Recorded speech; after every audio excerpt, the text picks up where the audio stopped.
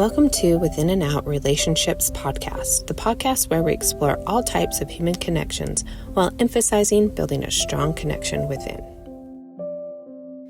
I'm your host, Emily, and today's episode is all about understanding yourself better by getting to know the people that came before you, getting to know who you came from. Understanding your roots is more important than you might think. Where you came from and who your ancestors were can help to understand why you feel and act in certain ways and ultimately get to know yourself better. Genetics influence about 30 to 60% of your personality, and scientific understanding now suggests that certain experiences, particularly significant stressors or periods of resistance, can leave an epigenetic mark on our DNA.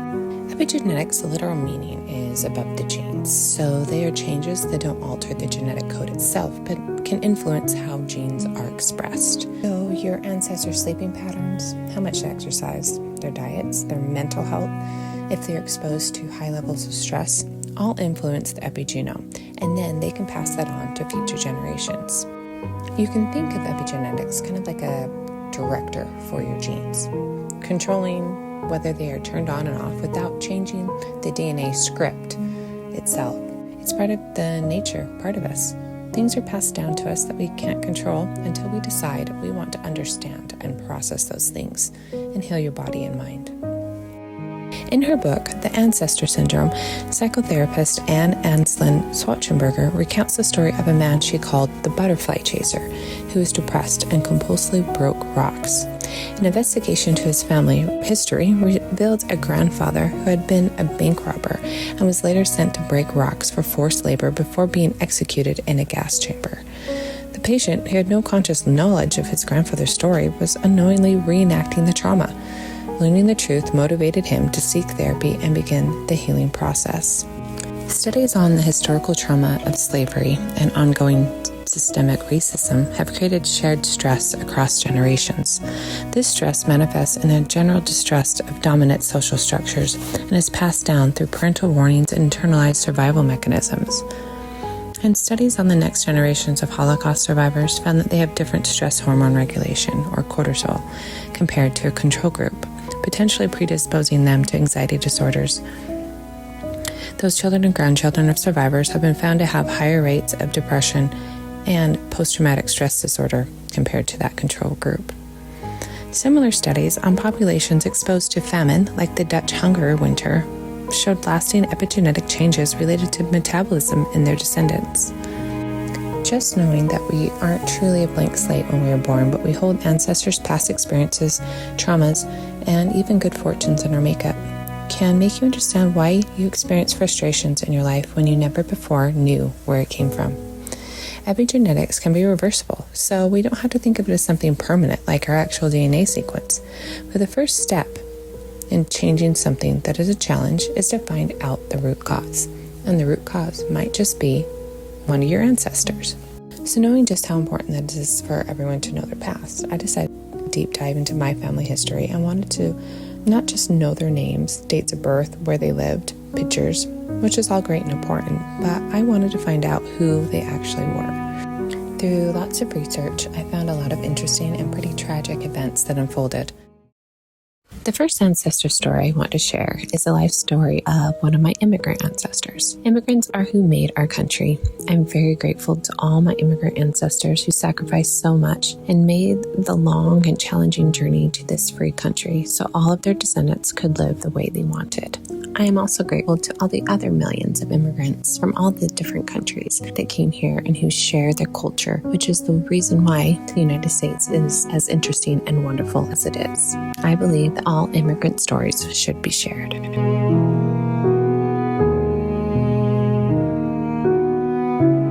Today's stories are all about the lives of my great-great-grandpa, Samuel Henry II, and my great-great-grandma, Nancy Eleanor Mayberry. My great-great-grandpa Samuel Henry II was born on January 20th, 1842 in Birmingham, Warwickshire, England. His father's name was Thomas and his mother's name was Hannah Smith. They had a total of 12 children. Thomas Jr. was born in 1833. Then 2 years later, sister Anne was born. And 2 more years later, Sarah Margaret. Then 4 years later, on January 22nd, 1841, William II was born, who unfortunately didn't even live for 2 months. He passed away on March 10th of 1841. Then a year later, that's when my great-great-grandpa Samuel was born. Then a year after that, his sister Emma. She was born on December 5th, 1843, and then unfortunately died just a little over a year later on December 29th, 1844. Then 2 years later, Hannah Earl. Then in March of 1846, Alfred John Samling was born, and all we know, he was born and died in March of that year. And then a year later, 1847, his sister Emily. 4 years later, Eliza Rebecca was born, and then 2 years later, in 1853, his sister Mary Ann was born. And then finally, 3 years later, Ellen Amelia was born, the 12th child. Living in Birmingham, they lived in a 2-story brick home. One end was used as a stable, and the room above was used as a hayloft. So they shared their home with the barn, pretty much. They had no floorboards, only square tiles of clay. They lived close to a river, and I'm not sure if this was the River Rhea, which is a historic river where the city was founded. River Tame passes to the north of the city, or the River Cole, which flows through the eastern edge of the city, or if he's talking about even the Birmingham Canal. But I do know that he lived close to some type of river, and he would spend a lot of time staring at things floating down it and almost would fall in. Numerous times his mom had to save him. When he was just 6 years old in 1848, he had to go to work. It always shakes me to remember how such young children back then had to go to work. Unfortunately, these children were from very poor families who needed the extra money.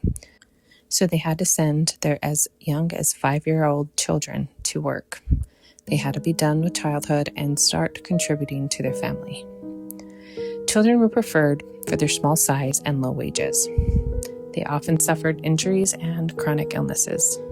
In 1844, the Factories Act was passed in Britain. It lowered the maximum working hours for children to 6.5 hours a day and required children to attend school for at least 3 hours a day.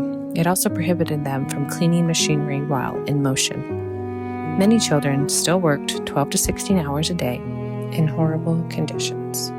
Samuel went to work for a glass factory with his sister Sarah Margaret. So during that time, it was 1848 or so when he started working. Birmingham and the surrounding area, like Warwickshire and Smethwick, was a major hub for glass manufacturing. It was dominated by Chance Brothers & Co., which was in Smethwick. That was the largest factory. And then there was the John Hardman & Co. factory that was in Birmingham, known for the stained glass windows, particularly for the Houses of Parliament. There were other local glass houses that existed around the Birmingham area at that time. So he could have worked for something smaller than the John Hardman or Chance Brothers, but most likely maybe one of those. Sadly, him and his sister had a horrible shift they had to work. They had to work from early evening until dawn. A 6-year-old and an 11-year-old had to work from evening until dawn, which is crazy to think nowadays. But back then, they gave children something to help them stay awake at night, which was also very concerning. And so I did a little bit of research to find out exactly what they would give children back then to keep them awake and working. And what I found was that they would give children an opium-based over-the-counter patented medicine, something like laudanum, which is a potent addictive tincture containing approximately 10% powdered opium that was made up of morphine and codeine, and then it was dissolved in alcohol. Then there's also something called Godfrey's cordial, which had the laudanum in it, and it was a popular in the 18th and 19th century. It was patented medicine, and it was usually called Mother's Friend. So it had the laudanum in it, and then it also had molasses and sassafras. Tasted a little bit better, maybe. It was used in England and the US to keep children quiet. It wasn't designed to give energy, but rather sedate them into obedience, which is pretty disturbing. They were, of course, very poisonous and led to many deaths. Luckily, the Dangerous Drugs Act of 1920 forced strict control over opium-based medicine, requiring a medical prescription and effectively ending the over-the-counter sales of such mixtures. It really is just crazy to think that parents thought it would be okay to give their children poison-based medicine to keep them awake and working long hours into the night. So his family joined the Mormon Church in 1849 when he was 7 years old. And then in December of 1854, when Samuel was 12 years old, the family started to make their journey to the United States. So they first boarded a ship named Helios, and it was in December of 1854. The Helios was involved in a collision with a brig during a storm, which broke its bulwarks and caused it to spring a leak. So all the passengers had to disembark and wait in Liverpool for maybe another 6 weeks, then secured passage on a ship named Charles Buck, which set sail for New Orleans on January 17th, 1855. There were 403 people on board. Unfortunately, sadly, 3 children died during the voyage. 1 baby was born, and then not much food at all. The Helios, the first ship, had a lot better accommodations. And all of that info was included in a general voyage notes on Saints by the Sea website, which had all of the family's names who were going over at the same time on a passenger list. After 8 weeks and 3 days in the ocean, they landed in New Orleans on March 27th of 1855. After they disembarked the Charles Buck, they boarded a large flat-bottom boat, a steamer ship named Steamer Michigan. And that might have been the name. That's what I found through my research, but Steamer Michigan might have stopped sailing the year before, so it might have just been something similar. But they took that boat and they sailed up the Mississippi to St. Louis. His mother became very ill during that journey. She luckily recovered, but very sadly, 2 men fell overboard from that boat and 4 children died on the journey. So they finally arrived to Atchison, Kansas, where they lived for about 6 months. Life was very hard there. His baby sister, Marianne, she was about 1.5 years, died in May of 1855, very, very sadly from cholera. And 3 months after, in August of 1855, they made the long journey to Utah. And during this journey, many died. Food was scarce.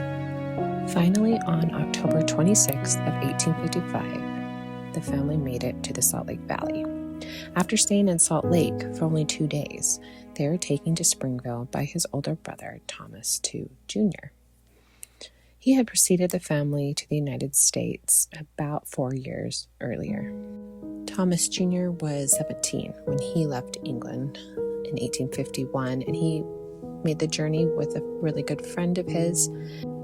And years later, he ended up marrying his friend's sister, Rebecca.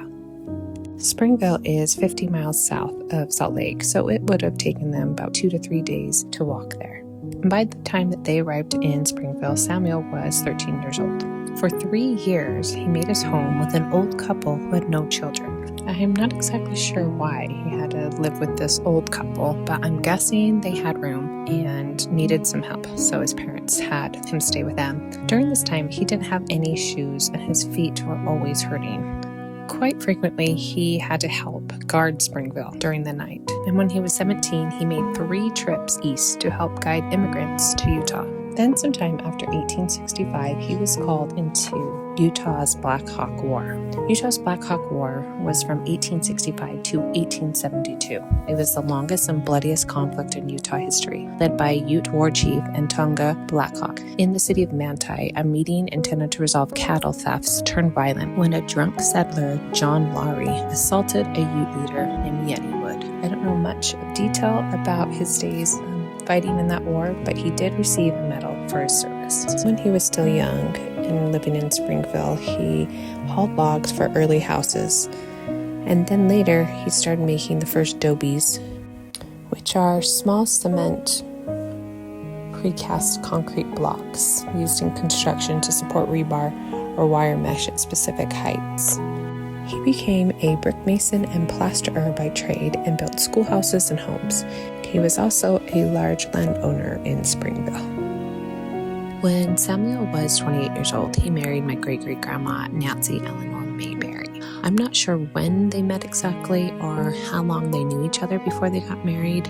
And unfortunately, I don't know tons about Nancy. I do know that she was born on August 28, 1853 in Cottonwood, Salt Lake, Utah. Her parents' names are Gabriel Mayberry and Margaret Eleanor Stewart. They were married in October of 1852, and through research that I read about them, it said that they were happy together until Gabriel's mother and her family came to live with them in 1853. 1853 is when Nancy was born, but Margaret, her mother, couldn't handle things, I guess, with Gabriel's mom, her mother-in-law. She couldn't handle any things anymore and went to live with friends since her mother was not alive. So her parents divorced, and they both married multiple other times. Her mother, Margaret Eleanor Stewart, went on to then marry a Stephen C. Perry. She was his second wife. He was a polygamist, and they got married in February of 1854 and went onward to have 4 children: a Harriet in 1855, a baby son in 1856 that did not survive, then Martin Stewart in 1858,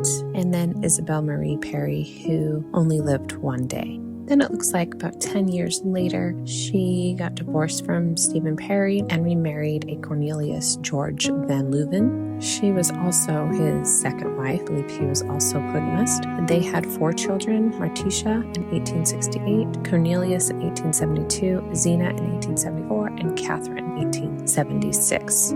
Then Nancy's father, Gabriel, went on to get married 4 more times. He was married to a Caroline Hanvin, a Mary Jane Wynn, who he had a child, Julia, with in 1866, and then a Louisa Crunkhorn, and finally a Nancy Donaldson. In the research, I found that 3 out of the 5 wives stated mental illness was the issue with him. That's why they divorced. And then I do believe that Jane Wynn said that she could not stand the mother-in-law, just like Nancy's mom, Margaret. So that's a little bit about the background of Nancy. So Samuel and Nancy met sometime before 1870, and on July 30th of 1870, they were married and went on to have 13 children. Well, the first child they had was in 1872, and that was John Albert. Next, in 1873, came Minnie Eleanor. Then 2 years later, in 1875, Nora Jane was born. And then 1 year later, Nellie Irene. And 2 years later, Roscoe Milton. And then 2 more years later was Arthur Chester in 1880. And then 1 year later, in 1881, my great-grandpa Samuel Edward was born, and I will get way more information on him in a later episode. And then 2 years later, great-grandpa Samuel's sister, Zerelda Minerva, was born. Then in December of 1885, Nettie Myrtle was born, and she unfortunately passed away only 8 months later on August 21st, 1886.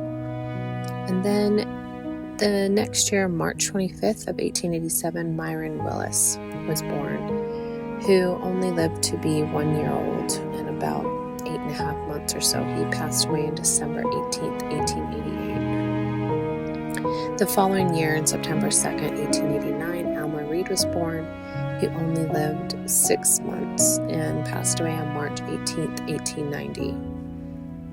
Then, less than a year later, on January 7th, 1891, Carrie too was born, who also passed on the same day. He was a stillborn. Almost exactly a year later, on January 9th, 1892, their last child, Thora too, was born and also passed on the same day. He was also a stillborn. So they had 5 babies pass from 1885 to 1892, 2 of which were stillborn, and the 3 were infants when they passed. And I could not even imagine the amount of sadness and heartbreak that Nancy, Samuel, and all the children went through for those years. Not sure exactly what happened with the young babies, what they died from. We do not have any information. Tried to dig into that and got nothing. And then the 2 stillborns. I don't know if it was what happened exactly there. I mean, there's some kind of complications during Nancy's pregnancy. Then 11 days after baby Thor was born and passed, Nancy passed. She passed away on January 20th, 1892, which was Samuel Henry's 50th birthday. And Nancy was only 38 years old. She wanted her words to be written down, so she said, "So my children can read it." And these are her words. "Samuel, it will be hard for you to take care of the children alone, but I want you to teach the children to do right. I don't want my boys to chew tobacco or swear or keep bad company. I want my girls to mind their father and keep good company and be virtuous and good and go to meeting and not follow the foolish fashions of the world. I want them to make their dresses neat and plain and be good children. Teach them to pray and keep commandments of God." That was written down on January 16th of 1892, 4 days before she passed. The reason for her death was complications related to childbirth and or heart trouble. So sadly, Samuel was left with 8 children, 6 who were under the age of 18 for him to raise alone. Years old. So 42 more years he lived, and he did get married 2 more times. I had to do extensive research on this. Something popped up on Family Search about Josephine Van Valkenburg, who was his second wife, but didn't give much information. It looks like it was a very brief marriage. They got married in the year 1900, and that only lasted until 1901. And then she went on to marry her 3rd husband soon after. Then in 1906 or 1907, Samuel married his 3rd wife, and her name was Sadie Mae Hall. They were only married for a year or 2 because on November 2nd, 1908, when Sadie was only 37 years old, she passed away. And I had to dig to get information about them, about their marriage, and anything I could find on her, and it was practically nothing. I did find their marriage certificate, and then I did find a picture of her headstone on the findagrave.com website that I have posted right here, and it does say Sadie Mae Hall 2. And as you can see, down where it says spouse Samuel Henry 2 is listed. And then I did find her death certificate, and her death certificate was quite the mystery. And it for cause of death, as you can see, it lists, which is hard to read, because back then it was very messy handwriting most of the time on these death certificates, but it said poisoning/cause and then /morphine, whiskey, tobacco. And then underneath that, it said suicide. So I have no idea exactly all of what happened. It is quite the mystery. I don't know if the morphine, whiskey, tobacco, like if that morphine was maybe even like we talked about before, the Godfrey's cordial, that it had a mixture, had some morphine in it, or if it, maybe she overdosed on something like that. But poisoning, and they said that she did it herself, something that she ingested. So I wish I could have gotten more information on her. All I was really able to get was that she was born May 4th, 1871. It looks like she was married once before Samuel to a John William Coons.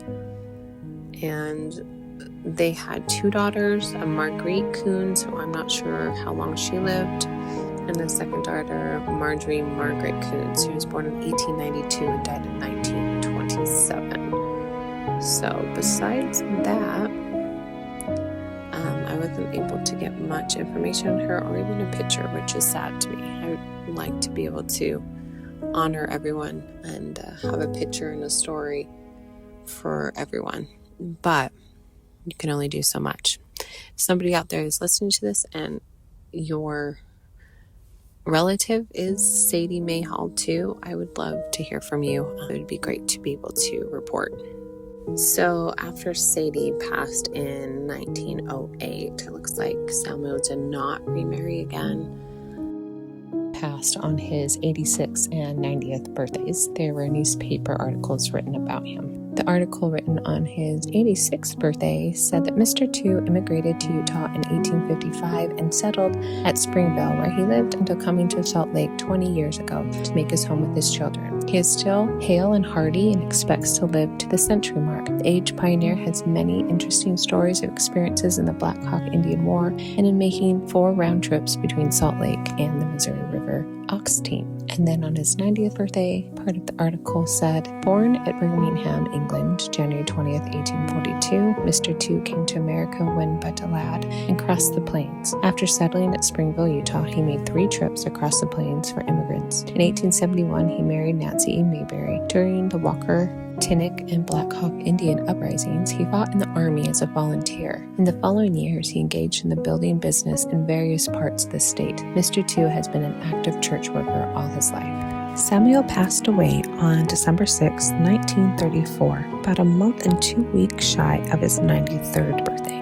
He passed away in his home from causes incident to age. His obituary read, Mr. Two was born in Birmingham, England, January 20th, 1842, son of Thomas and Hannah Smith Two. He came to the United States with his parents in 1855, the family originally settling in Salt Lake and later in Springville. For the last 34 years, Mr. Two had lived here. He was a veteran of the Black Hawk Indian War. As a youth, he hauled logs for the early houses, later making the first doobies in Springville, where he became a brick mason and plasterer by trade and built schoolhouses and homes. He was also a large landowner there and married Nancy Eleanor Mayberry. Until 5 years ago, when he became blind, he was active in church affairs, doing considerable temple work. Until the time of his death, he showed keen interest in everything. He had a personal acquaintance with Brigham Young. Surviving are 3 sons, John A., Edward S. Two of Los Angeles, and Roscoe M. Two, Salt Lake. 3 daughters, Minnie E. Thomas, Mrs. Nellie I. Freshwater, and Mrs. Zella Miner. Samuel lived a long, fulfilling life, full of hardships and struggles, but also probably a lot of happy times and happy memories with his wife and all of his children. I'm glad I was able to share his life story with you. If you have any comments or questions, please post them below. And thank you so much for listening to Within and Out Relationships podcast. Until next time, bye-bye.